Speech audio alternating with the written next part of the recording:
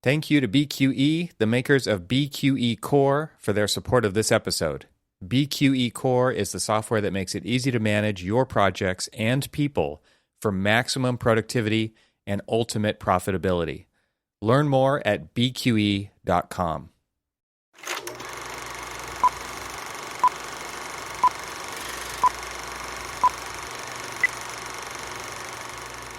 So, Cormac, you got an update for us here on your home situation?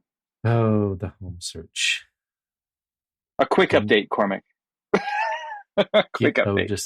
Just give me a home. Well, so as you know, they've been traveling back and forth, doing the, I'm calling them the slingshot weekends. That sounds about right. Kind of a boomerang slingshot. Yeah. And so I think that the last time I told you that we have put in an offer was accepted. So then we were going through the process of everything. A couple of things came up that we've been working through. Everything comes up. This isn't a old house like some of the ones that I've been looking at, but this is a 1941 home. And, so it's going to have its issues. Guess what? And things happen. Yeah. And things happen.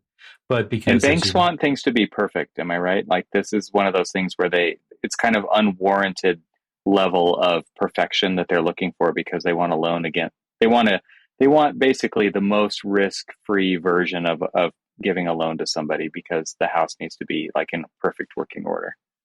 So you have that. So yes. But then you also have the layer of the VA who's even more stringent about that level of perfection. As well as, I don't remember the last time I bought a house, and it's been a while actually. But I don't remember the last time I bought a house either. Well, but I mean, did you have what was called a certificate of occupancy? I've done certificate of occupancies on new construction, but on a home sale, right? But on a home that's been around since 1941, exactly. No less. Wow. But so the city of Grosse Pointe Farms, where this house is, just a suburb of Detroit, it does require one. And so there was a whole bunch of issues that it had that popped up on it. And, so we were working on getting all of that stuff done. And so all of that said, we worked through all of the issues. Loan was happy, or the lenders were happy. Everything was good to go. We, got through, everything that we needed to do with the city and so on. And as of this past Friday, we closed. All right. Congrats, man. That's awesome. So there's your update. That's crazy. You guys have the keys now. Yeah. So as you and I have talked in the past, offline, texting and all this other stuff, I've actually placed a couple of offers in, and one of them, a couple of them fell through just because they just didn't accept it because, cash offers, blah, blah, blah, all that stuff. But then there was one that it looked like it was going to start going through, and then it just didn't go through. And, and you were just like, you're counting your chickens before they hatch. And I was like, oh, you're right. I mean, silly me. I'm a Lions fan. I should know that it isn't over till the very last second, because I've seen the Lions. I mean, the world has seen the Lions blow a game where they've had a 16-point lead at with 3 minutes left and still end up losing. So you brought those are the best stories for the other team's fans, right? Exactly. It's just like, we were down 16 points and we came back to win. We were like, the comeback story of the year, right? Yeah. Well, think about the other guy, which is probably the Lions on every one of those stories. Right. But so keys in hand. We were there this weekend, and now we're back in Maryland. Probably going to be back this coming weekend, because then so then I realized something. I'm like, wait, we own this house. We got to take care of this house. And I don't want to be those people that, like leave their lawn unmowed for. Oh, geez. No. And I'm Well, like, least of your worries at this point. As like, you guys have a long move ahead of you. Jeez. We've had a long move ahead of us, and we've given ourselves. We are recording this as we are recording this. We are 5 weeks from the end of June, and so we want to be done by the end of June. I mean, we don't necessarily have to be done with this house where our lease is up at the end of July, but we want to be done by the end of June. Yeah, you want to get moving. Sure. So many things are going on. We want to get to our new town. We want to make sure that, we start setting the daughter up for her new school. My son is going to be going to college in Northern Michigan, so we want to make sure that all of that stuff is ready to go. And so yeah, we want to, as much as I've personally loved, the 14 years here in Maryland, new chapter is ready to get going. And you're ready. You're ready. And we're ready. We're ready. That's cool, man. I'm excited for you. Well, congrats. That's awesome. I was thinking about, the place that you're going to be moving into. I know it's substantially larger than what you have now. It's in comparison to the 985 square feet that we are currently in. It is palatial. Yeah. I mean, it's not like you're moving into a McMansion or anything, but no,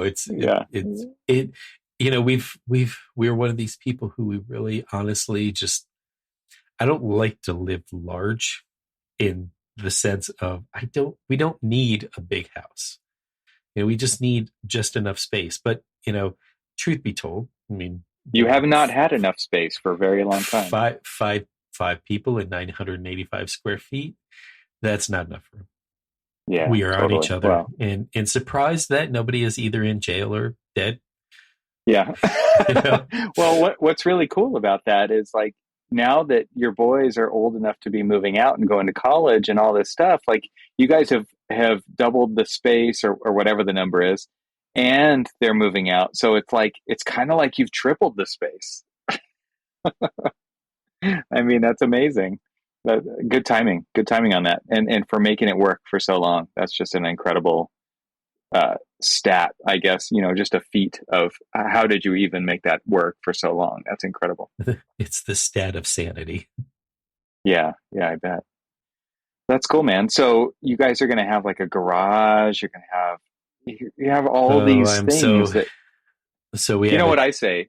I say the amount of space you have is what you fill, right? So you're going to be, I see a lot of new things in your future, whether you like it or not. Well, I laid the hint, big air quotes there, that is for Father's Days, birthdays, and Christmases, I could use some good woodworking tools. You got to justify the tool ownage. This is what I go through. How do I justify owning these tools? And it's by using them, right? So you have projects ahead of you. Part of it too is just it is cheaper to own the tool to do the job if you can do the job yourself, and if there's other opportunities that kind of come out of the, just things that you're going to need to be doing. But the other key is balancing that so that you don't buy the tools that you're only going to use once. It's trying to find a way to balance all that. Exactly, because I remember having this conversation with you when you started your deck, and all of the different tools that you either didn't have, wanted to have, or just had recently purchased. I mean, yes, the garage is big enough to probably handle plenty of new tools, and I'm pretty positive that as long as I can keep, making furniture or building a deck or building a pergola outside or all of the above, that I'm pretty sure I could make some justifications for tool purchases. But yeah, I mean, that's where these used sites actually come in pretty handy if you can pick them up at used prices instead of full price. And I will say this, that I am very excited about really honestly having a makerspace, because that was one thing that I haven't had here. I mean, we had a carport. We didn't have a garage. We didn't have a place to store tools. We didn't have a place to store, say a project car or any of those things. And now I actually am going to have those things and be able to actually do them. And the garage is actually pretty sizable. I mean, it's it's 2 cars wide, obviously, as I've said it like 15 times now, but it's also pretty deep, so it looks like you can pull like a full size, I don't know, maybe your Tundra in there and still have space in front of it. So I'm pretty impressed with those. Oh my goodness. So one of the dings that I did get hit on from the city on the certificate of occupancy is that the paint is chipping off of the garage doors. And so I need to scrape them and repaint them. And so when I, was there this past weekend and really looking at, okay, what do they mean by this? And, because this is the first time I've been able to like really get to see this. In fact, actually, it's the first time I've seen the house. My wife's seen it multiple times before we made our offer. And I started looking at it, but the doors are solid wood. They're heavy, solid wood doors. Yeah. So I'm just looking for that right there alone justifies the need for a belt sander and a few other things for me to refinish these doors. That's interesting to think about it that way, because nowadays, if you were to replace those, some crappy roll up metal, non-insulated, it's like you think about the way things used to be built. It's just so different than the off the shelf kind of style things that we replace things with now are. When we talked about like Frank Lloyd Wright houses and places like that, and we talk about this kind of like feeling in architecture that's just kind of associated with sound. And this, but going into like old buildings and specifically now my new old house, in the smell of old construction. It's not old, not like, oh, this smells old. No, it's just old construction. It's like I can still smell the wood, all of the exposed wood that's in this garage. You smell it and you're just like, this smells like solid construction. Yeah, I know. Like I go up in the attic and totally know what you mean. Like there's a lot of wood in my house that is redwood, original redwood studs, and from the 40s. So, and you just have to think like, why did they decide to do it that way? And I can only imagine that it was cheaper, and I can't imagine that in the context of today. But very interesting, the studs are bigger than they used to be. They're actually like 2x4s, right? And they don't have rounded corners. They're just like rough cut 2x4s. Yeah, interesting to think about. Well, you said something earlier about spaces to make, right? Like I think that's really interesting. Like you are going to have you have to have a place that you can lay stuff out and move things around. Like I can only imagine the kind of projects that are ahead of you in your future. But I recently cleaned out my garage, and because that. Any horizontal surface in a house gets used as storage, right? Like that's one of the rules of home ownership, is that's how it works. And I was just thinking about how, like, I have this welding table. It's a 4x8 steel rimmed. It's got a 2x3 piece of tube steel around the outside with an inset piece of 3/4 inch plywood. And it's so that I can clamp stuff to the edges and weld them. And I can clamp my welder to the table and it becomes kind of the circuit for welding and all this stuff. And that table gets piled crap on, for months at a time. And then I'll go through it and we'll take all the stuff off and clean out the garage and create a place. And naturally, of course, I have to immediately make something, right? So as soon as you clean it off, it's like, oh, I have a place to make stuff again. And I was just thinking about that in kind of the context of what we do as creative people in architecture, and thinking about, right, there's so many different variations of that idea of places to make. For some people, it's their sketchbook. I'm like, my sketchbook is right here. I've got my fountain pen. I'm looking at a detailed drawing that I did right there. And for some people, that's a computer, right? Sometimes it's Bluebeam, or it's SketchUp, or it's Rhino, or it's Revit, or, I don't know, it could even be Microsoft Word, right? Like there's all kinds of places to make things on the computer, but like an actual space to make physical objects for me, it's such an important part of who I am. And for you, I'm excited that you have that now, because like you said, you only had a carport before, or a basement. In a base, it's hard to build stuff in a basement, right? So I'm really excited for you. When I had those spaces in the past and before we moved from Florida, where I had a detached garage, which was awesome because it didn't have the overhead rolling doors. It actually had the side rolling doors. Have you ever seen those? No, I haven't. Anyway, it was like a true carriage house. Okay. I've seen sliding barn doors, obviously, but not side rolling doors. Yeah, there were side rolling doors, which was just amazing. And if I can, I don't know, everybody look it up. They're truly amazing. But the true solid wood and stuff. So it was just some really amazing stuff. But I'm so excited about the fact that I'm going to be able to do the things that I sadly haven't been able to do for quite some time. And kind of like in like you, I mean, I remember in the lean years, right after I graduated college, and I was, didn't have a lot of money saved up, but here it's Christmas time and everything else. I did have the opportunity, and I made furniture, and so I made people furniture. I remember this really nice, and I don't know if it's still in existence or not. I haven't really asked, but I probably should. Maybe someday. But I made my nephews these drafting tables or drawing tables. And so, but I mean, they were just, it was more of an arts and crafts style drawing table, but it was something that I know that they got tons of use anytime I would go over there. And it was intended for them to like draw on, because I mean, they're boys and they're little kids, and little kids love to like, draw on the tables and stuff. And so it was totally intended to do that, but also just be, something that they could do things on.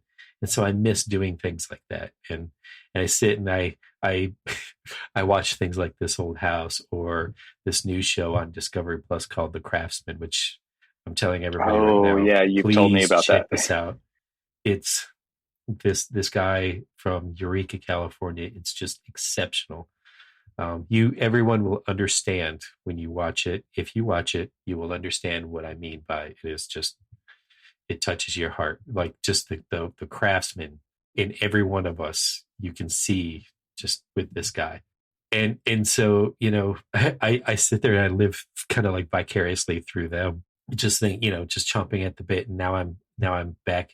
I'm not back at the stage where I'll be able to start cranking some of this stuff out, because as we both know, I was going through all of my old tools, and I'm like, okay, like just like rattling off the few things that I had. I was going, okay, I've got a belt sander, I've got a palm sander, I've got a rotary sander, I've got things that can finish like house stuff, but I don't have actually things to build house stuff.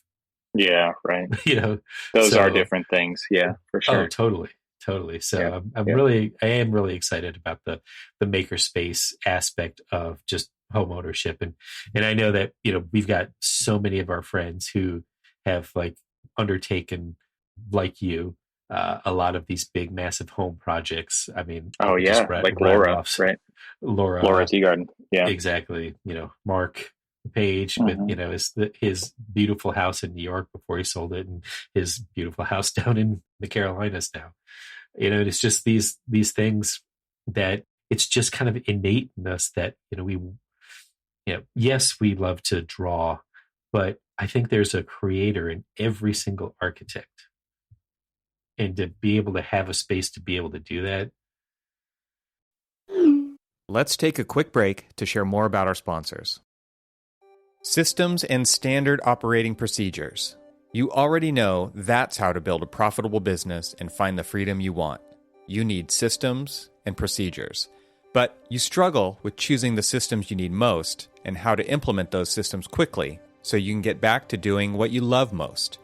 The Designing Your Business Masterclass series was created by an acclaimed architect and business consultant, Douglas Teager, FAIA, to help fellow architects and engineers run their firms more profitably while maintaining a healthy work-life balance.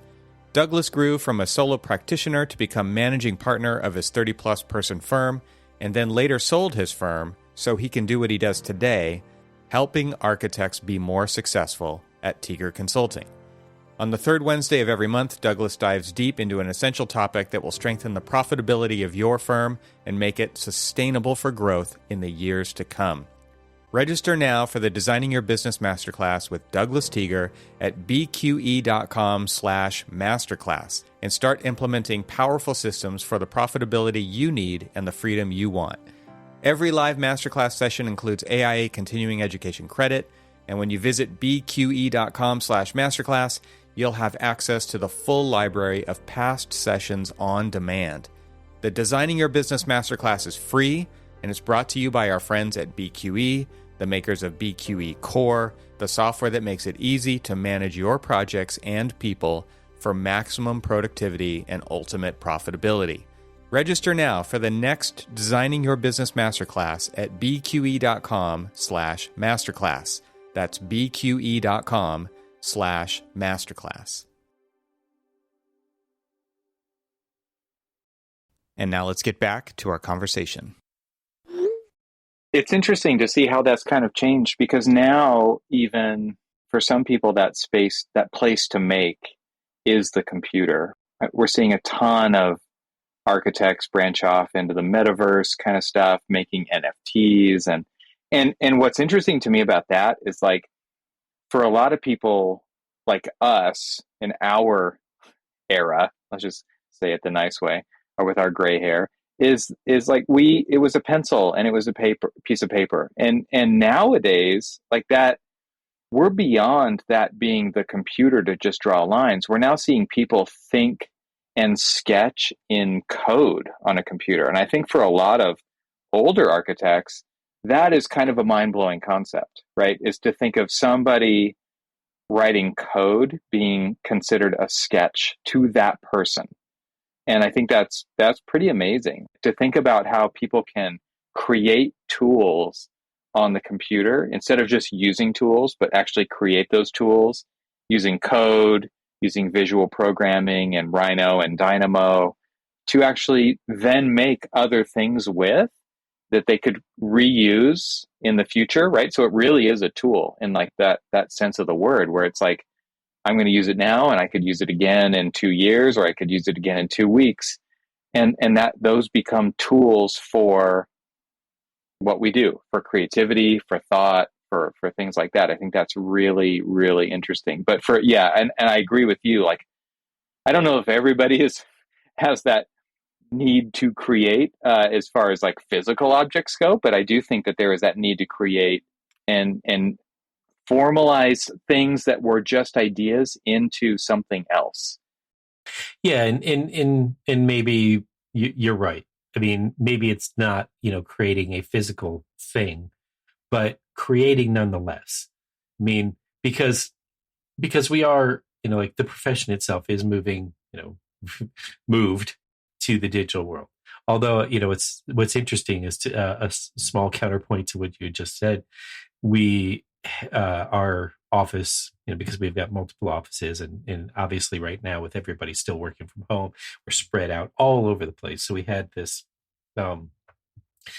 collaboration day. It was mostly all virtual, and I got into numerous breakout rooms throughout the day, chatting with, people that I know, people that I've never met before.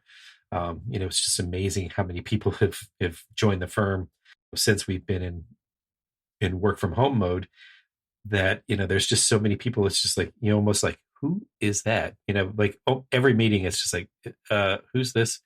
But I was talking. I've never seen you before. Please, Yeah. let's do a roll call. Yeah, it's just like, hi, how are you? Who are you? But one of the interesting things is that, I was on a group where it was me, another, let's just call it old codger of the profession, and then a bunch of young people. And the young people, and so it was just, we were talking about, where do you see the firm going? Where do you see both the firm and the profession in the next 5 years? And whereas I was excited about talking about the next phase of like the digital process, and talking about like, the collaboration tools and the freedom that it's going to be able to provide and all of this other stuff, every single one of the junior staff, the new people, like fresh out of school folks, they honestly were talking about and lamenting over the fact that they miss or have never really truly developed their hand sketching skills and wish that that would come back. What? It I am was so surprised to hear that. I was too. I totally was too, because here I was excited because I thought I was going to be connecting with them, because I was talking more of like what I thought their language was, which was this shift, this move, this dynamic of, the digital age, like our digital age in the profession. And, this evolution of, where we're at of like, the digital process, creating 2D drawings, to this digital process, really creating like this model-based delivery that you and I have talked about on so many different occasions. And I was so excited to engage into this conversation, and they wanted to talk about hand sketching skills. I'm like, I know all about this, but are you sure? Well, and what's interesting to me is like, I would think that as soon as they did see you do what you do, it would further cement that path of, or that, let's suss out this idea because you're so good at it, right? Like it would be one of those things where it's like, you would be an amazing mentor for that. And that is so interesting that that was brought up as a topic. I'm actually like floored by that. Super surprised. I was too. Now, I mean, if that's what they want, I mean, put me in a room with them and give me some, some paper, and we'll go to town. Cause right. I mean, right. I can sketch with the best of them, and I can think through a design and the sections and everything. One of the beauties of hand sketching that we know, and that I think newer generations don't know, is just how fast you can explore ideas. And I'm totally just like throwing a dart at the wall there. I don't know if people know that or not, but I kind of assume that they don't. So the girl who brought it up and, was really talking about this lament that she's never been able to develop or wants to develop the sketching skills, was really she was very much talking about the ease at which you can explore multiple ideas of thought, sit in a room with, say, a client and be able to communicate faster than, hold on a minute, let me, pull up this model. Wait, hold on. Right. About 15 more minutes. Hold on. Revit's opening. Hold on. Well, there's that part, but there's also just like the accuracy argument, which is like it forces you to think in terms of accuracy. And by accuracy, I don't mean like Nat's ass accuracy, right? But I do mean like it's very difficult to not draw with that in mind. Whereas sketching, you actually have to put a lot of thought into making things to scale. And it actually takes a lot of discipline and, I don't know, just skills to get to the point where you can sketch to scale roughly, right? Not even accurately, but roughly. And I think like it is just a totally different mindset and approach. Whereas when you're in the computer, especially a tool like SketchUp or Revit, where you are drawing to scale and you start copying lines and moving lines, and you're always typing in a number. You're never just like grabbing something and moving it around and making it look loose. And I think that is one of the reasons why people are, I don't know, it's kind of disconnected from the idea of sketching at all to me. True sketching. Did I ever tell you this story of when I was working on the Duke School of Nursing project and everything was under construction? And we go into this room, and this is the executive conference room. And you walk in there, and they had mounted. So because it was the executive conference room and it was kind of like bounded, it was in the center of the space, and it was bounded by a bunch of offices and everything else. But we had a bunch of clear story up high to try to pull in natural light because it was kind of in the center of the space. Anyway, because of the type of windows that we had and where they were, they put them in there. But what happened was that they when they mounted them in, not using the dimensions that, they submitted an RFI and said, oh, these are different height windows than the ones that, you had, originally done. And so we had given them new drawings and stuff like that. Well, the CM had the drawings and distributed them, but the actual trades that were putting them in didn't have them on hand. So they just put them in based off of the actual working drawings. So the working drawings were there. So again, these are STC 55 windows. So, they're like, they're like big beefy suckers. Right.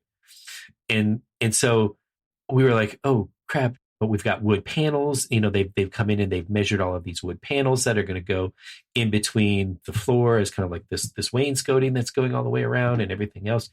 And so basically nothing was going to align. And I'm like, oh no, this is the executive conference. I mean, this is where the dean of the school is going to be on.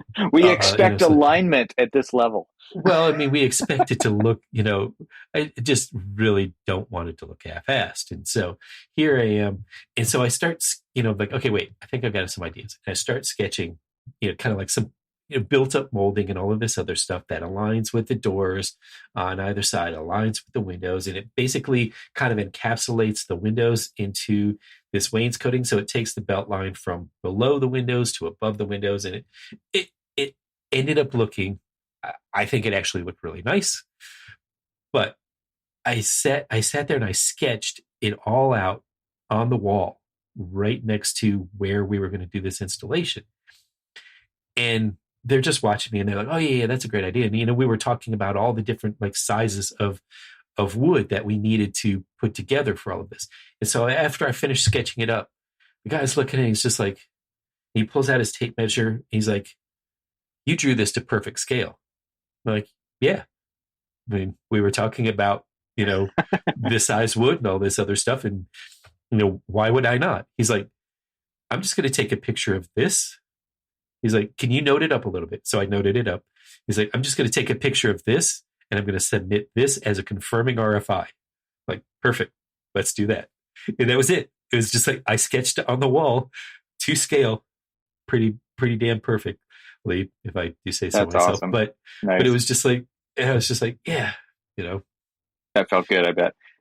What's interesting to me is I've also heard of the opposite with like building departments in local, city jurisdictions where somebody will do a sketch like that totally conveys the idea and it's close enough to scale, right? To get something through plan check or to answer some inspector's question for an RFI or whatever.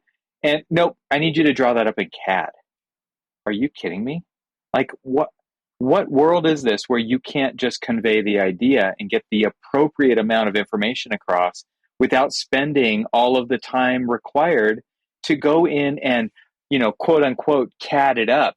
It's just BS, man, when it comes to stuff like that. It's amazing to me how even the building departments have now set this expectation that it's not real if it's not in CAD or BIM or whatever. And it's like, are you kidding me? How long have we been in this profession? How long has this been around? And how many different versions of this have we been through that are all totally fine and acceptable?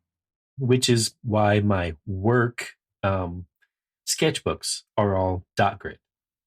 Because, if I'm going to like sketch something up in my book and commit it to like, the pages of my book and stuff, I'm going to do it to scale.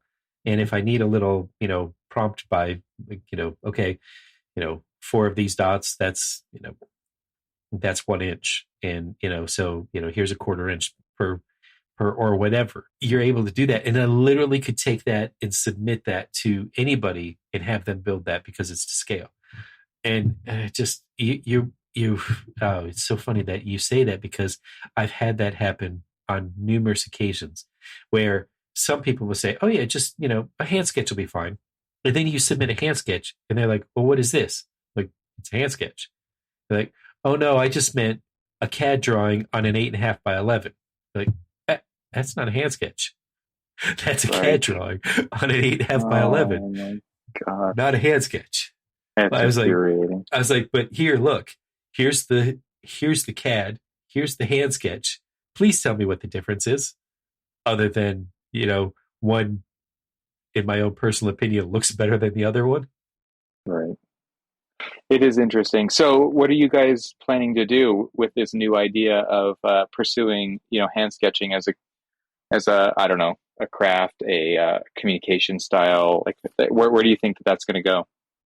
Well, so the first thing that I want to do is I want to actually, so we've got the inner office communication called the Square, and everybody, writes these Square posts and stuff. And so I've been crafting a Square post talking about, kind of like what we had discussed, because I don't want to let it go. Because if there are people who are really interested in learning this and developing this craft and honing it, there are so many gifted architects in our office that are master hand sketchers that I feel like this is something that we can definitely do as just a bonding exercise, whatever you want to call it. I mean, I just think it's something that professional development, I would label it under that. Professional development. I mean, when we finally started going back to the office and the frustration of like this particular project that I'm on, being an international project, a lot of new people in the firm who don't really know the expectations of ASG, but then, are just either new or whatever. And so when we finally got into the office and we're sitting here and it's just like, can I just have like a half a day of your time? And that's them asking me, can I have a half a day of your time just to go through all these different issues? And so I'm like, sure. And so I'm sitting next to them, and they're clicking through in Revit all of the different ideas and stuff. It's just like, look, I need to figure out this. So I pull out Trace, my big fat marker, and I'm, going through and I'm drawing things out and I'm doing everything. And they're talking back and forth over the paper, not over the screen, but over the paper. And we're developing ideas and working through ideas and saying, no, that doesn't work. Let's go on to the next one. And getting it to the point where we both felt comfortable with it. And then basically I walked away with it, I walked away from the desk when they had a big stack of paper of ideas that we worked out together that were exactly what you said. It was just, we iterated so many different ways, all these different ideas that we had to solve some of these complex issues. But it was also a way for me to kind of like talk about, and I love using Trace as a way of like layering, all of these different conversations together and talk about like some of the issues that we run into. If you're just drawing this, well, what else is there that's in the way to make that line actually work in real practice? And so, to where, to your point is like, I don't want to let this go. I want to basically put it out into the ether to, the entire office and say, look, I mean, if there are people out there that really want to do this, there are many mentoring, professional development type opportunities for us to just sit around and talk through this. And whether it's, charretting a project or, just sitting down one-on-one and kind of like, talking through ideas and stuff, but doing it graphically. I don't want to let that go. I want to make sure that this is an opportunity for the office to do that. Yeah. I mean, that sounds amazing. That would be really cool to track over time. Yeah. Yeah. Kind of see what happens with it. All right, man. Well, I think that sounds like a great place to stop. Let's pick up this conversation again next episode. Hold on a minute. Revit's almost open.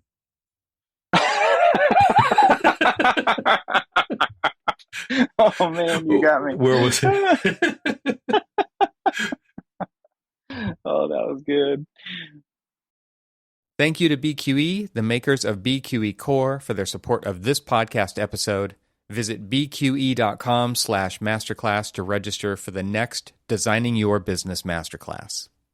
Thanks for listening. This show is part of the Gable Media Podcast Network. See all the shows at gablemedia.com. That's GABLMEDIA.com. You can help support what we're doing here by leaving a 5-star review on Apple Podcasts to help get the word out, and don't forget to share it with your friends. We'd love to hear from you, so leave a comment on the website at archispeakpodcast.com, where you can find our entire catalog of shows. Talk to you soon.